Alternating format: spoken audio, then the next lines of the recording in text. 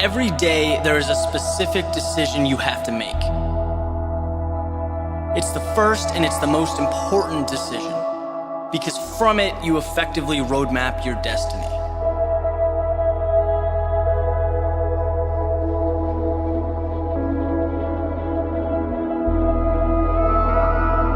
What I'm referring to is the choice to either have a positive outlook or to allow negativity and doubt to chart your course. It's a dilemma that truly is that simple. Every morning, you choose how you want to view the obstacles ahead of you. And what you get out of life will be very different depending on your decision.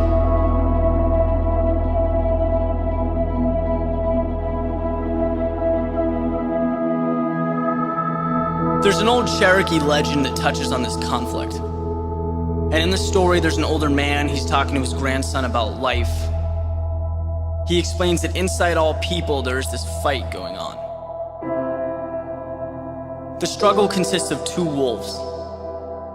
One manifests itself through negative energy. He's anger, envy, sorrow, inferiority, all that is evil. The other is joy, compassion, faith, truth, all that is good.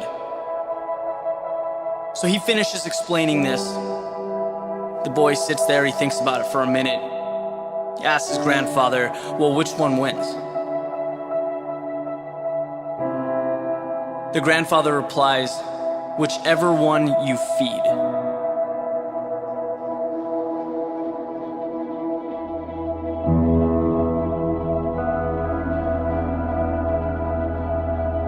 What we sometimes forget is that we are the sole makers of our own destiny. There are always going to be external factors, whatever they may be, negative people, tough circumstances, maybe a lack of resources. They'll be there, but they cannot dictate your happiness or your success unless you let them. Yeah, they may cause you to alter your approach. You might have to make adjustments. That's good. That's how we develop. That's how we improve. But no one and nothing writes your story but you.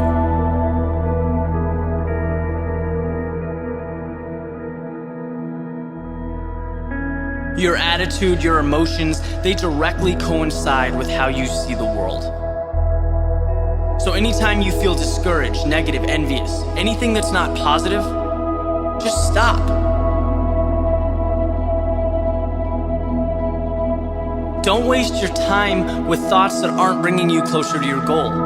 There's just no value in it. Tony Robbins says this beautifully. He says you have to be the guardian of your own mind. Allow in only what will help you. Because God knows the world will crush you if you let it. So take the wheel. What you need to do tomorrow when you wake up is look at yourself hard in the mirror. Make a conscious decision to feed the good wolf. You'll be amazed at how far it will take you.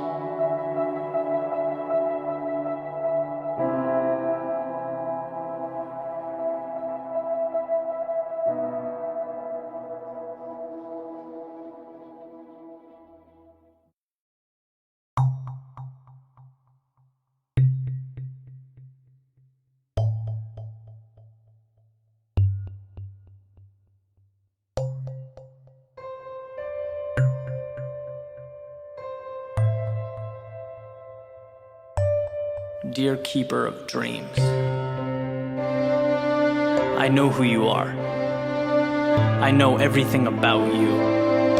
You disguise yourself as perfection. You are the fear that does everything you can to hold me back, that begs me to be complacent. But I see through you. Keeper of dreams, you are the journey never started. Because when you look at the road ahead, you see struggle, you see impossible. You don't see the opportunity or the reward, but I do. Keeper of dreams, you are the voice in the back of my head that constantly reminds me conformity would be easier, that forfeiting greatness would lift a tremendous burden off of my shoulders. But I live for that burden. Keeper of dreams, you are the odds, telling me that I am only one in a world of 7 billion, that someone else will achieve it, create it, make it happen. But if there must be one, it can and will be me. Keeper of dreams, you are the voice of supposed rationality, warning me that I'm wandering into an area I know nothing about, that I should wait, that I'm not an expert, that I'm not good enough. But I have always believed that learning as you go is better than not going at all. One day, keeper of dreams, I will not know you. I will have left you behind, outrun your grasp.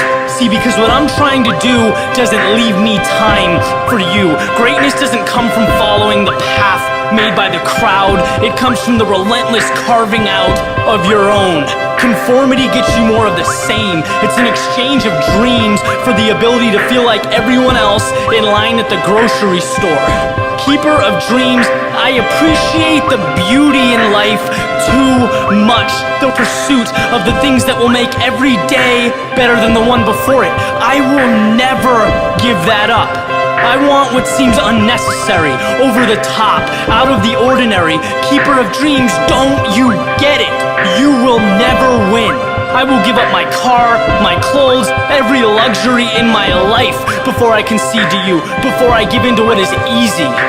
I may be in winter now, but spring is coming, summer is coming, and all I can think about is sitting on top of the world and being so thankful that I left you, because keeper of dreams, you can't keep mine. They are my oxygen. They are why I get up in the morning. So while I thank you for reminding me of what it takes to win in this world, smothered with mediocrity and insecurity, I'm dismissing you to somewhere else. Anywhere but here.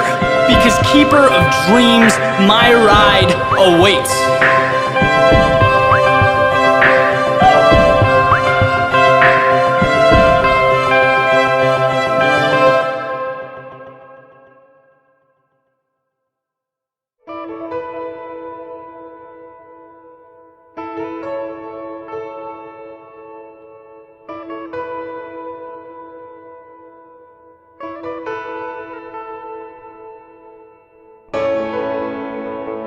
You had a vision to build something that they've never seen before. But they gave it one look and called it insanity. You worked hour after hour for little reward. They watched from a distance and deemed it irrational. You simplified your life until it consisted of only your goal. But amidst convoluted objectives and routines, they declared it a tragedy. You failed and you failed, but you would not give in. And entertained by this struggle, they called you stubborn. Through it all, you never lost faith. They sat back and called it delusional. And then something happened. You succeeded. You succeeded like no one else before. And when you shared your result, they called it genius. When you told your story, they admired the persistence. When you uncovered your knowledge, your learning, your expertise, they asked for advice. See, you provided a blueprint, yet few people follow. Now they call you gifted, lucky, and you shake your head because as you made that climb, something became very obvious to you. This word, insanity, defined as extreme foolishness or irrationality, this is what got you to where you are today. And on the surface, when you took that first step, it was insanity. You left what was known, you were questioned, doubted, you looked inexperienced, you fell on your face. And hour after hour, you prayed that it was not in vain, and some days it felt like it was. But every single day, you left something behind.